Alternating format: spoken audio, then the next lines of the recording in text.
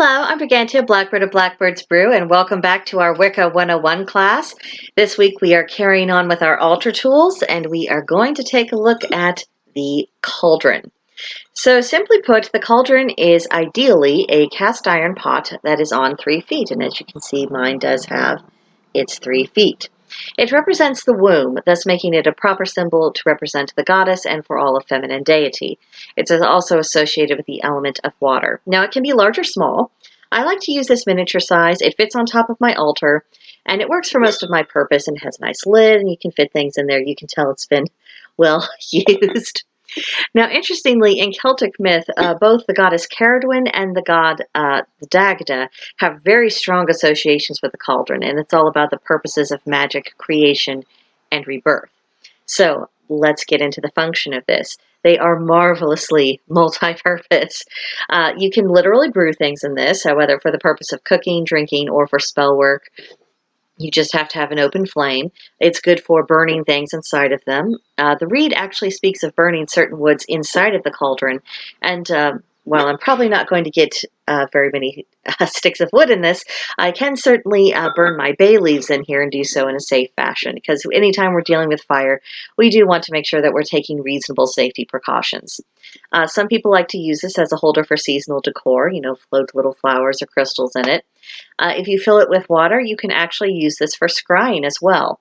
And during ritual, this can be used to hold the holy water, and you will sprinkle that on the edge of the circle. So it's really a handy-dandy thing to have. Now, admittedly, even a small cast iron cauldron like this isn't terribly cheap. I don't really remember what I paid for this, but it was a couple years ago, so I'm sure it would be more now.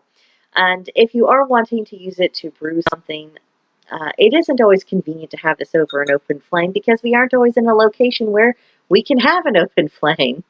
So as an alternative, crock pots, be they large or small, are very suitable modern alternatives. Most households already have one. They're reasonably affordable, and even small crock pots are usually a little less expensive than cast iron cauldrons. Less ideal, but still workable, would be any oven-safe bowl. So you do have some options here. Now, for our homework for this week. Ooh, my goodness, this is a short lesson, but that's okay. We're in the middle of a lot of holidays, so it's okay for this lesson to be on the shorter side. This is the homework for December 18th through 24th. First, compare the cost between cauldrons, small crock pots, and oven-safe bowls. See what happens. That way you can begin to plan out what you need to do budget-wise if you do decide to get yourself a cauldron or a crock pot or, an equivalent. Secondly, brainstorm a few ways that you could envision yourself using a cauldron if you do choose to get one down the line. And third, do you think you would prefer a cauldron, a crock pot, or an oven-safe bowl? And just kind of explore why.